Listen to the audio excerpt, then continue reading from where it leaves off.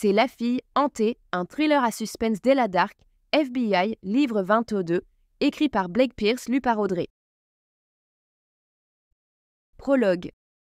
On avait dit un jour à Natacha que si elle trouvait un métier qu'elle aimait, elle ne travaillerait plus jamais de sa vie. Pourtant, là, dans un bâtiment désert, à minuit moins 10, Natacha se disait que l'auteur de cette phrase méritait une bonne claque. Certes, ce boulot avait ses avantages. Dans cette petite ville de l'Oregon où la demande en créativité était plutôt rare, Natacha pouvait laisser libre cours à son imagination. Résultat, dès qu'un job dans les effets du spéciaux se présentait, c'était généralement elle qui décrochait le contrat. Ce coin perdu, que les locaux surnommaient léchant le pays des fantômes, regorgeait de théâtre, de productions indépendantes et même de quelques clubs de jeux de rôle vampiriques qui avaient besoin de ses talents. Sans oublier les maisons hantées, bien sûr. Elle jeta un coup d'œil à sa montre et étouffa un soupir. 23h52. Le reste de l'équipe était parti depuis des heures, la laissant seule pour les finitions. Le privilège d'être la patronne, sans doute. Elle aurait dû être chez elle, affalée devant une émission de télé-réalité insipide. Au lieu de ça, elle peaufinait les effets spéciaux de Shadowland, une attraction hantée devenue sa meilleure amie ces 2 derniers mois. « Salle du boucher, terminé, marmonna-t-elle. Natacha repoussa une mèche rousse, laissant une traînée de faux sang sur sa tempe.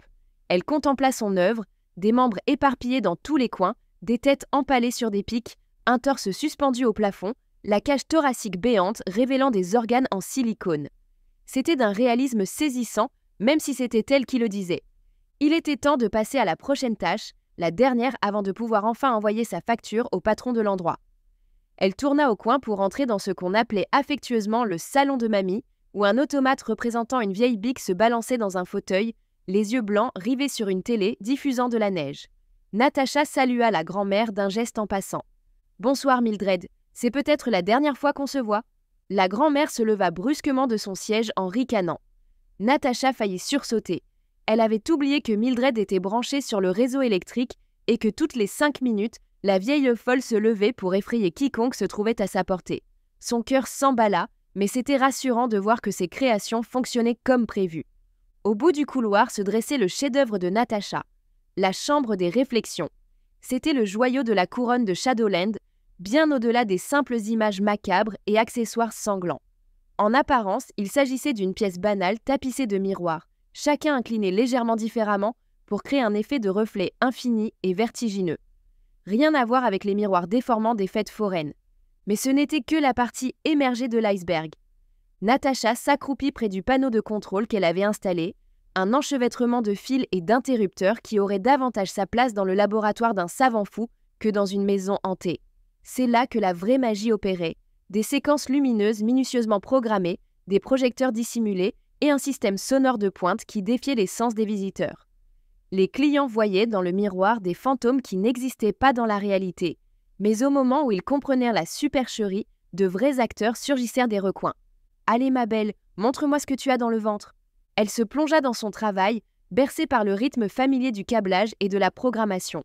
La plupart des effets visuels étaient en place. Il ne restait plus qu'à peaufiner l'électronique et à s'assurer que tout se déclenche au bon moment. Certains accessoires réagissaient à la proximité, d'autres après un délai prédéfini. Dans la chambre des réflexions, la majorité des effets étaient activés par des capteurs dissimulés sous le sol. Natacha souleva une à une les sections du plancher, vérifia que les capteurs clignotaient en vert, puis remit tout en place. Jusque-là, tout allait bien. Il ne restait plus que 20 de ces petits diables à vérifier, et pour ce qui la concernait, Shadowland serait prêt à accueillir du public et elle, 20 000 € plus riche. Les minutes s'égrenaient tandis que Natacha s'absorbait dans sa tâche. Elle ajustait les niveaux de lumière, réglait les angles de projection et peaufinait les pistes audio. Il n'y avait plus qu'elle, son travail et les ricanements occasionnels de Mildred, 2 pièces plus loin. Ce n'est que lorsque son estomac se mit à grogner, réclamant un encas sucré pour tenir le coup, qu'elle s'arrêta pour la première fois depuis 1 heure. Natacha s'apprêtait à rejoindre la salle de repos quand un bruit sourd venant d'une autre pièce brisa le silence. Elle se figea sur place.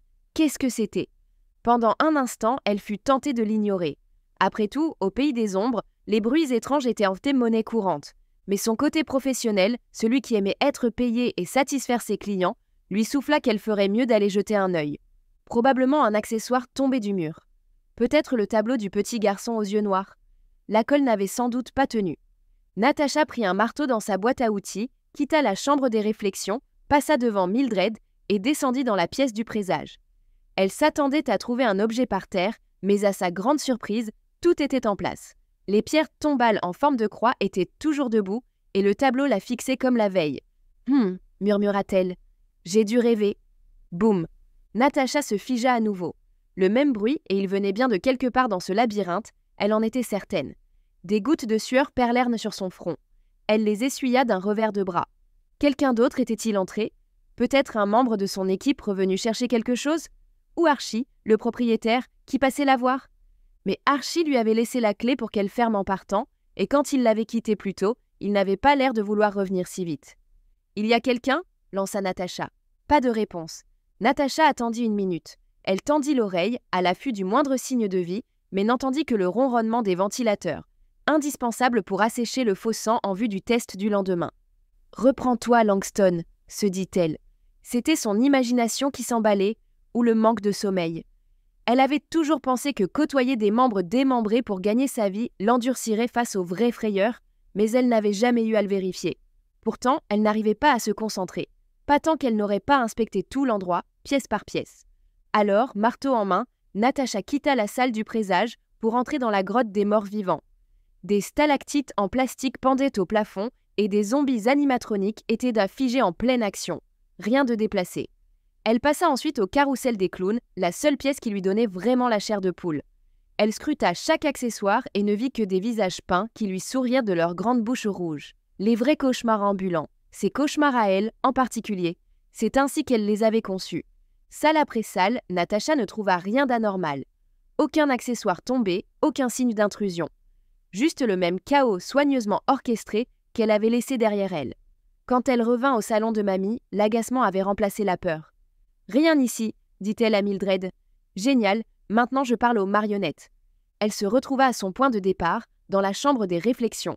Natacha poussa un soupir tremblant. Elle se tourna vers le panneau de contrôle, bien décidée à terminer sa dernière tâche et à filer d'ici. Il ne lui restait plus qu'à tester les projections, s'assurer que les apparitions fantomatiques se reflétaient bien dans les miroirs. Ensuite, elle pourrait rentrer chez elle, se servir un bon verre et dormir jusqu'au lendemain après-midi. D'accord. Elle se ressaisit, saisit l'interrupteur de la pièce et plongea la chambre dans l'obscurité, puis elle alluma les lumières du spectacle. Son reflet se démultiplia à l'infini dans les murs de miroir, sans Natacha. Elle songea distraitement à tout ce qu'elle pourrait accomplir avec autant de doubles. Ok, maintenant juste le... Natacha tendit la main vers le projecteur, puis s'arrêta net, car elle avait aperçu quelque chose dans l'un des miroirs. Le cœur de Natacha manqua un battement. Elle n'avait pas encore allumé les projecteurs. Il ne devrait y avoir rien d'autre dans ces miroirs que son propre visage ahuri. Elle plissa les yeux pour s'habituer à l'obscurité. Ça s'approchait du miroir. Peut-être qu'une image s'était gravée sur la lentille du projecteur, ou qu'il y avait un bug dans le système. Elle avait peut-être oublié quelque chose. Natacha ne se retourna pas. Elle savait, avec une certitude glaçante qui la paralysait, que si elle le faisait, elle ne trouverait rien. La présence n'était visible que dans le miroir, reflet de quelque chose qui ne devrait pas, ne pouvait pas, exister. Non, il y avait bien quelque chose. Les mains de Natacha se mirent à trembler. Ce n'est qu'alors qu'elle réalisa qu'elle tenait toujours le marteau. Elle le serra contre sa poitrine, n'osant faire un pas dans aucune direction, incertaine d'avoir encore le contrôle de son corps, car elle l'avait vu. La silhouette d'un être humain se détachait, indéniable. Ce n'était ni un jeu d'ombre, ni un dysfonctionnement du système de projection. C'était réel. Un cri monta dans la gorge de Natacha, mais avant qu'elle ne puisse l'émettre, la silhouette bougea. Plus vite que ses yeux ne pouvaient les suivre, plus vite qu'il n'était humainement possible. Des doigts glacés se refermèrent sur son cou, lui coupant le souffle. Natacha suffoqua, s'agrippant à l'étau implacable. La silhouette la souleva de terre aussi aisément qu'un enfant avec sa poupée et la projeta contre le miroir derrière elle. Une explosion cristalline fit pleuvoir des éclats tranchants comme des lames de rasoir. La douleur irradia dans le dos, les bras et le visage de Natacha. Elle heurta violemment le sol, le choc expulsant le peu d'air qui restait dans ses poumons. Puis les mains du fantôme se posèrent à nouveau sur sa gorge. La dernière chose que Natacha vit avant de sombrer dans l'obscurité fut son propre reflet dans le miroir au plafond. Chapitre 1. Malgré ses 12 années dans les forces de l'ordre, Ella Dark ne s'était rendue qu'une seule fois dans un tribunal. Aujourd'hui marquait sa deuxième visite. Elle se trouvait à la Nouvelle-Orléans, en Louisiane, et la salle d'audience était une cocotte minute de costumes, de cravates et de caméras de télévision en mouvement. La seule touche de couleur dans la pièce était la combinaison orange de l'homme assis 3 rangs plus loin. Ella l'avait vu pour la dernière fois 18 mois auparavant, et à l'époque, il n'avait pas eu l'air aussi timide. Il s'appelait Austin Creed, plus connu sous le nom du mimétique. Mais Ella se souvenait de lui comme du premier tueur en série qu'elle avait arrêté, à l'époque où elle débutait et n'avait pas encore un seul cheveu gris. Le séjour de Creed en prison l'avait visiblement marqué, mais Ella n'éprouvait aucune compassion. C'était l'homme qui avait fait du bayou son terrain de chasse et qui avait tué 4 personnes en hommage à ses tueurs en série préférés. Le moment était enfin venu pour lui d'être jugé avec toute la rigueur de la loi, et c'était aujourd'hui le dernier jour de son procès. Le 9e jour sur 9. Ella était là pour enfoncer les derniers clous dans le cercueil de Creed.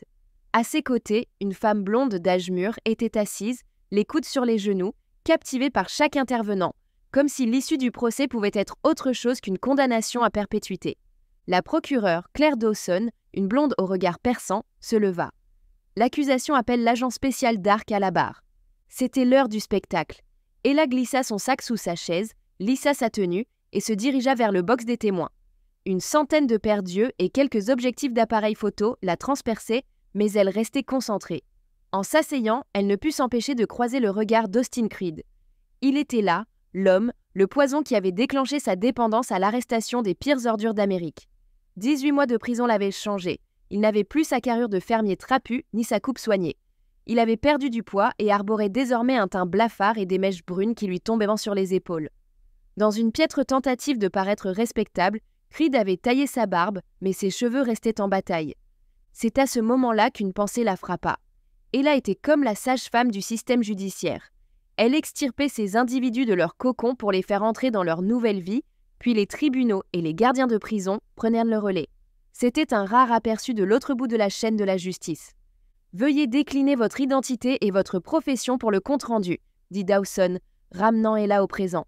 Ella April Dark, agent spécial de l'unité 4 d'analyse comportementale. « Et quelle est votre mission ? Nous enquêtons sur ce que nous appelons les homicides ultraviolents, les meurtres en série et les assassinats prémédités. Nous établissons des profils psychologiques des criminels et les utilisons comme guide pour réduire le nombre de suspects. » Dawson acquiesça. « Depuis combien de temps travaillez-vous pour le bureau, agent Dark ? » « Presque 5 ans. J'ai été analyste de renseignement pendant 3 ans et je suis agent spécial depuis 18 mois. » « Et depuis que vous êtes au BAU, sur combien d'affaires avez-vous travaillé ? » « 21 cas, madame. 23 affaires résolues au total. » Dawson fronça les sourcils. « 21 enquêtes, mais 23 résolues ?» Ella serra les dents. Elle ne savait pas trop comment l'expliquer. Disons qu'il y a eu des chevauchements. Les affaires non élucidées ne le restent pas toujours autant qu'on le pense. Très bien. Et diriez-vous que vous avez développé une expertise concernant les criminels en série, comme l'accusé ? Objection, s'écria l'avocat de la défense, un petit homme sournois nommé Simmons, en bondissant de sa chaise. L'expertise prétendue du témoin n'a pas été établie. Le juge Hawthorne lui lança un regard glacial. Nous y venons, maître Simmons. Objection rejetée. Simmons se rassit, la mine renfrognée. Son téléphone vibra sur la table et il s'empressa de le saisir. Ella réprima un sourire. « Je pense avoir une certaine expertise dans ce domaine, » reprit-elle. « Les criminels en série suivent des schémas. Ceux d'aujourd'hui ne diffèrent guère de leurs prédécesseurs. Ils se croient tous uniques, mais ils entrent tous dans l'une des 4 catégories. J'ai également mémorisé les détails de chaque affaire historique, ce qui me permet généralement de prédire les actions ou les motivations des délinquants actuels. »« Je vois, » dit Dawson. « S'agit-il d'une mémoire eidétique ? » ?»« Pas vraiment. La mémoire eidétique est un mythe. J'ai simplement une mémoire à court terme et exceptionnellement longue. Combinée à l'observation et au raisonnement inductif, je peux généralement me mettre dans la tête des criminels, comme je l'ai fait avec Monsieur Creed. » Simmons intervint brusquement. « Votre honneur, on accorde de l'importance à une bonne mémoire, à un raisonnement inductif ? Ce n'est pas un roman de Sherlock Holmes, c'est de l'avenir d'un homme dont nous parlons. » Il désigna Creed, dont les lèvres étaient si serrées qu'elles semblaient en cousu. Le juge Hawthorne haussa le ton. « Maître Simmons, je ne le répéterai pas. Vous devez... » « C'est bon, » l'interrompit Ella en levant la main vers le juge, consciente qu'elle outrepassait peut-être les limites du tribunal. « Vous avez raison, maître Simmons. Ce n'est pas conventionnel, mais ce n'est pas différent des recherches sur des affaires historiques pour éclairer des cas actuels. Je fais ces recherches instantanément, et le raisonnement inductif est la base de notre profession. » Simmons jeta son stylo. Son téléphone vibra de nouveau. C'est n'importe quoi, ce ne sont que des suppositions. L'homme cherchait visiblement n'importe quel prétexte pour faire sortir Ella de la barre des témoins. Si elle déclarait qu'Austin Creed était sain d'esprit, cela lui vaudrait soit la perpétuité, soit la peine de mort. Aucun avocat de la défense ne voulait avoir ça sur son CV. « Je vais vous montrer », dit Ella. Elle ajusta ses lunettes et observa Simmons de la tête aux pieds. De petites piqûres sur ses pouces. Une fine alliance en argent à un doigt, au-dessus d'une bande de peau blanche. Parfait. Vous êtes jardinier amateur et vous avez des orties dans votre jardin que vous n'arrivez pas à éradiquer. Mais vous n'avez pas jardiné ces derniers temps car vous êtes en plein divorce que vous essayez de cacher. Votre ex-femme vous soutire également plus d'argent que vous ne le pensez. Vous avez peut-être aussi un problème avec l'alcool. Le visage de Simmons vira au cramoisi. Ella regarda Dawson, puis le juge Hawthorne. Ni l'un ni l'autre ne semblait avoir d'objection. « En quoi est-ce pertinent ?» demanda Simmons. « Comment pouvez-vous savoir tout ça ?» Le juge se pencha en avant et retira ses lunettes. « Maître Simmons, mademoiselle Dark a-t-elle raison ?» Tout professionnalisme semblait s'être évaporé au profit de la curiosité. Ella ne s'en plaignait pas. Les procès étaient une affaire sérieuse, mais personne n'avait dit qu'il devait en être mortellement ennuyeux. « Cela n'a aucun rapport, » marmonna Simmons. « Expliquez-nous votre raisonnement, mademoiselle Dark, » dit le juge Hawthorne. Elle détestait les tours de passe-passe, mais ils étaient parfois nécessaires pour asseoir sa crédibilité.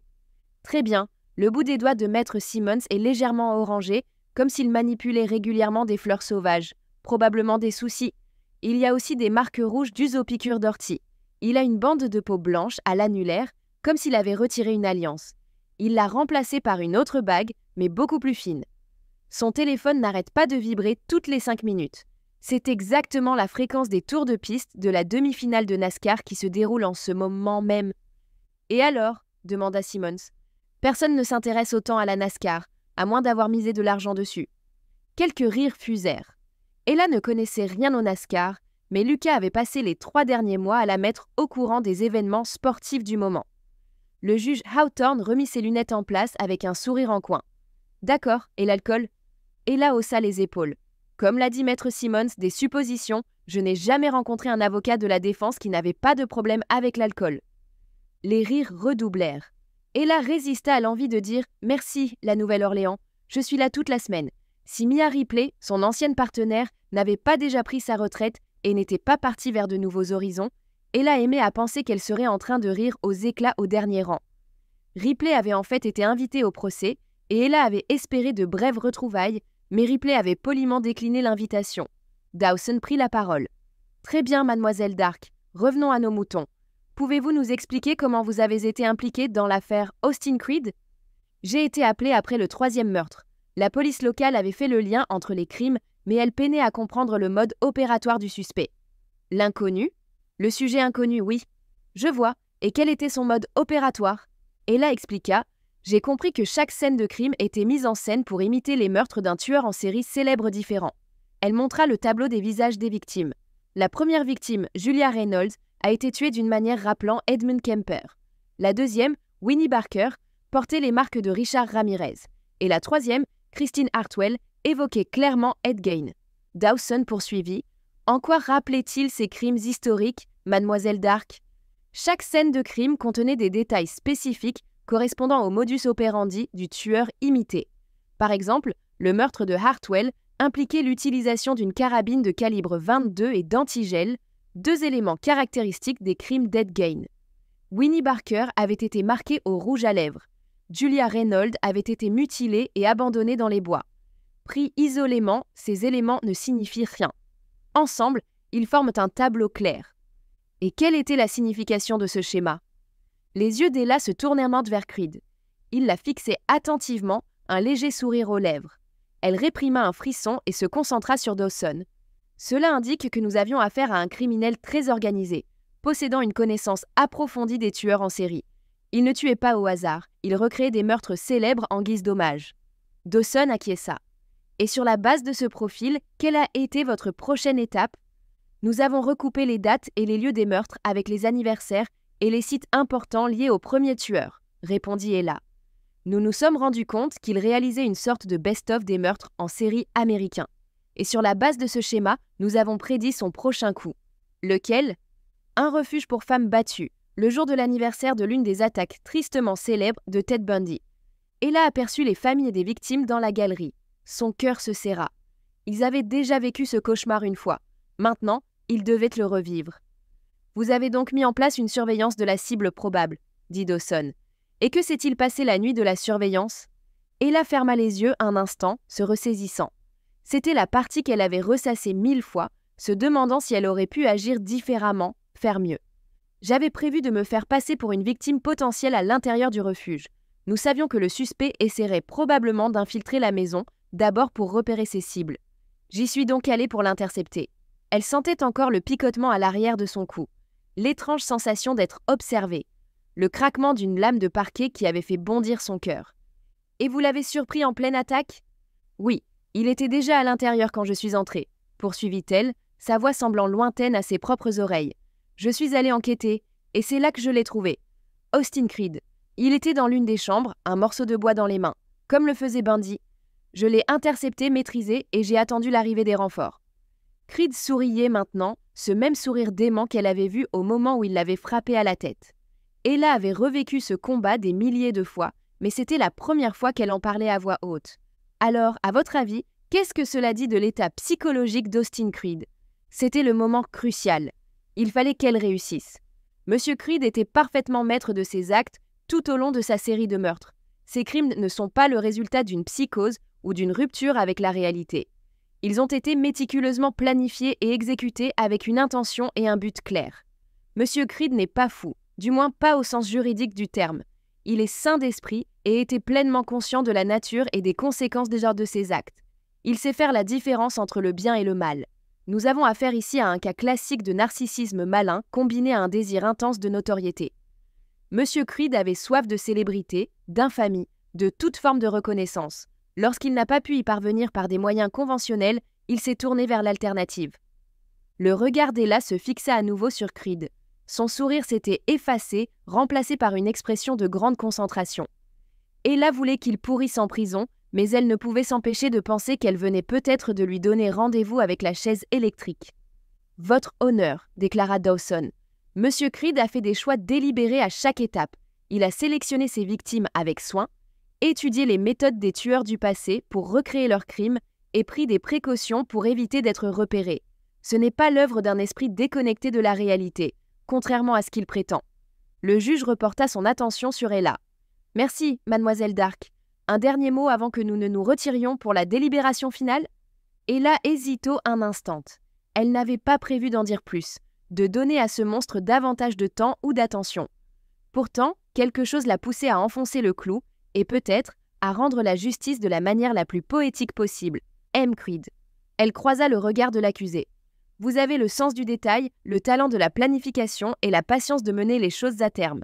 Dans une autre vie, vous auriez pu réussir, mais vous avez choisi une autre voie, partenaire. » Cette remarque n'avait peut-être pas de sens pour les autres personnes présentes, mais Austin Creed avait clairement saisi l'allusion. Son visage se crispa, ses poings se serrèrent, mais il resta immobile. L'espace d'un instant, Ella revit le monstre qu'elle avait affronté cette nuit-là dans le refuge pour femmes. Le coup de marteau du juge rompit le silence.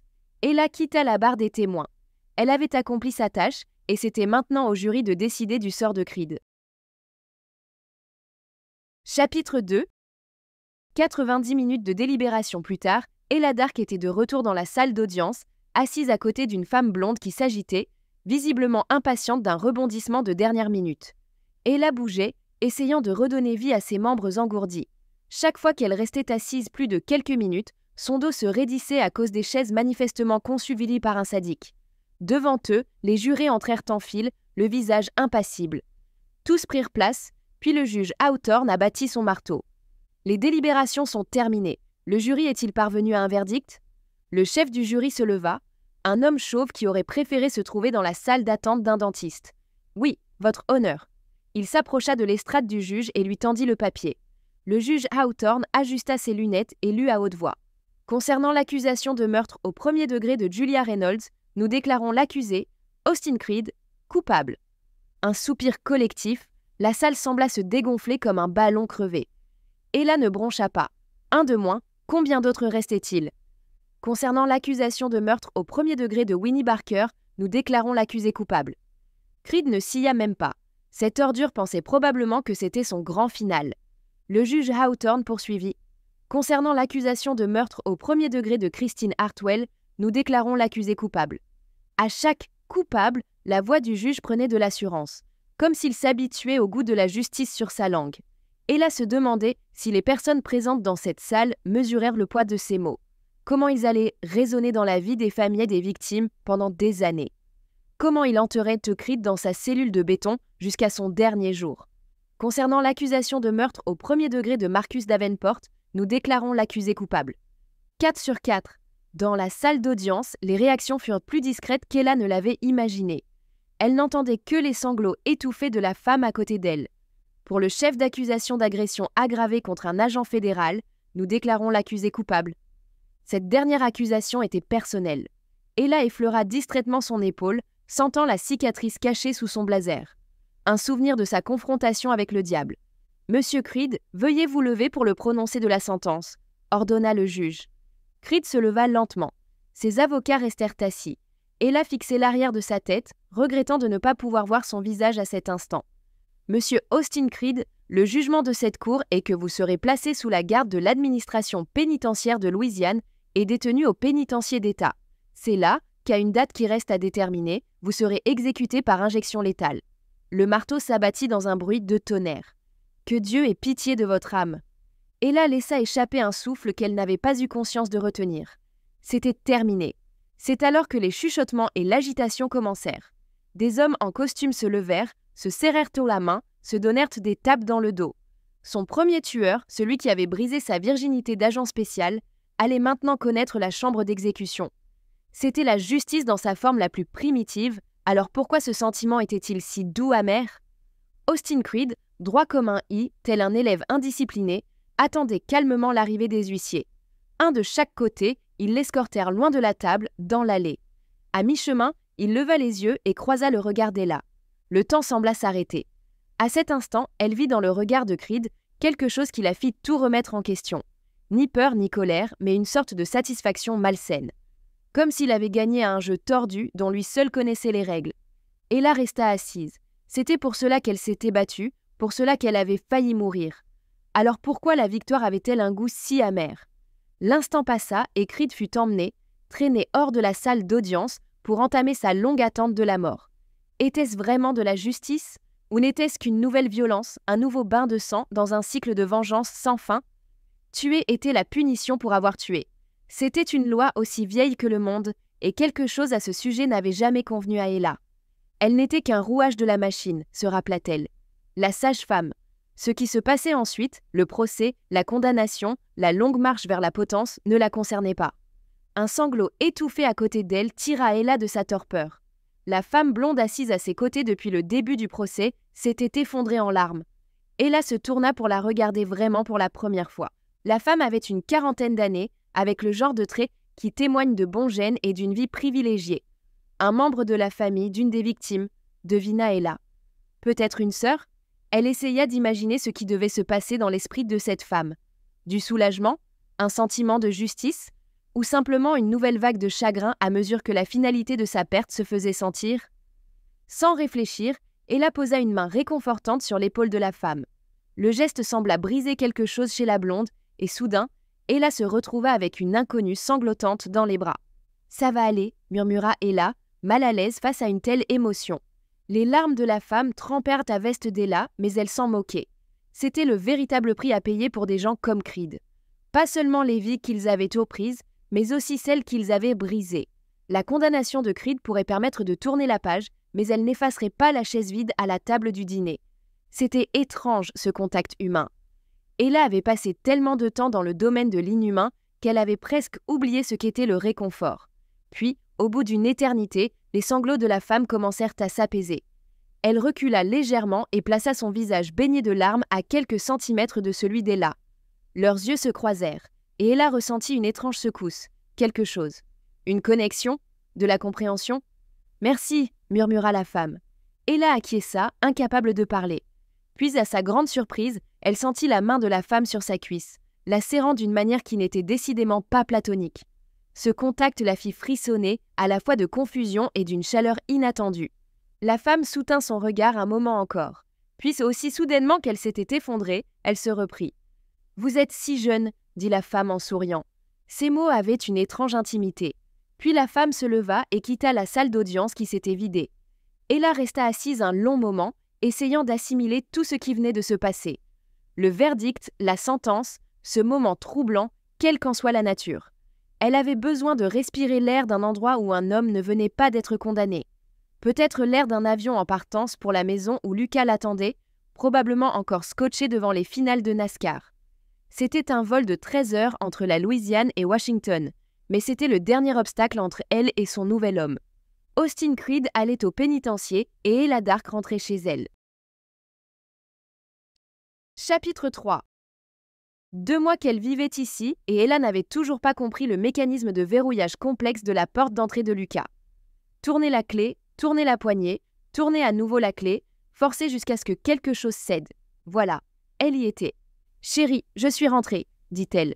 Les 13 heures de vol s'étaient transformées en 18 avec les retards, si bien que l'arrivée prévue la veille au soir s'était muée en retour matinal. Elle était un peu déçue de ne pas avoir eu l'occasion de réveiller Lucas à une heure indue, lui qui dormait si mal. Ella se déchaussa dans le couloir menant au salon. 3 mois s'étaient écoulés depuis sa dernière affaire, au cours de laquelle elle avait arrêté un criminel que les médias avaient surnommé le tortionnaire aquatique. Depuis, Ella et Lucas avaient cédé à leur attirance mutuelle et filé le parfait amour. Ella avait quitté son appartement pour emménager chez Lucas à Tacoma, un quartier où, selon les dires de ce dernier, Tom Cruise aurait également élu domicile. Bien sûr, Lucas ne l'avait jamais croisé, probablement parce que Tom Cruise avait les moyens d'habiter ailleurs, mais il persistait dans son affirmation. Plus surprenant encore, Mia Ripley, l'alter ego d'Ella, avait pris sa retraite après 30 ans de service au FBI. Pas de fête, pas de cérémonie, pas même une note sur le tableau d'affichage du QG. Ses derniers mots à Ella avaient été qu'elle balançait son portable dans une benne et mettait le cap sur Hawaï. Puis, aussi mystérieusement qu'elle était apparue dans sa vie, elle s'était éclipsée. Cette vie sans Ripley était étrange. Apparemment, la vieille dame n'avait pas tenu sa promesse de détruire son téléphone, car Ella et elle avaient échangé quelques SMS depuis son départ. Mais Ella savait qu'il valait mieux ne pas la harceler. Elle avait donc fait preuve de retenue et l'avait laissé profiter de sa retraite. La vieille bique l'avait bien mérité, d'autant plus qu'elle avait eu l'intelligence de partir avant qu'une balle ne prenne la décision à sa place. L'esprit d'Ella vagabonda brièvement vers cette nuit au bord de la rivière, où Mia et elle avaient affronté l'horrible vérité concernant l'ex-petite amie de Mia. Ella ne pourrait jamais l'oublier, le piège, le coup de feu, le corps glissant sous les eaux. La police l'avait repêché 30 minutes plus tard, et avec les preuves qu'ils avèrent contre lui, l'affaire était bouclée. Mia avait confié être plus troublée par son incapacité à voir la vérité que par le fait d'avoir dû appuyer sur la gâchette. Mais d'après ce qu'Ella savait, la vieille carne tenait le coup. « Tu es rentrée, ma chérie », lança Lucas. Ella le trouva dans le salon, la télé éteinte, un livre posé sur ses genoux. Il portait un t-shirt blanc trop grand et un short bleu trop petit. Ella s'approcha et jeta un œil à la couverture du livre. « L'attrape-cœur », dit-elle en posant son sac par terre. « Tu l'as déjà lu ?